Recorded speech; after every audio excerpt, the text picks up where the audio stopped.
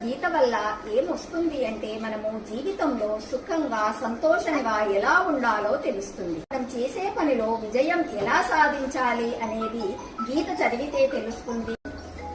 భగవద్గీత చదివితే ఎలా ఆనందంగా ఉంటుందో తెలుస్తుంది. భగవద్గీత చదివితే జ్ఞానం మోక్షం లభిస్తుంది. భగవద్గీత చదివితే కర్తవ్యం గురించి తెలుస్తుంది. ప్రశాంతత కలుగుతుంది.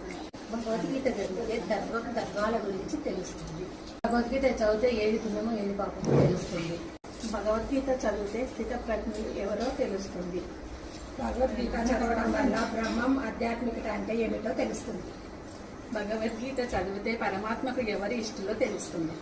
భగవద్గీత చదవడం వల్ల ఇంద్రియాలను ఎలా అదుపు పెట్టుకోవాలో తెలుస్తుంది.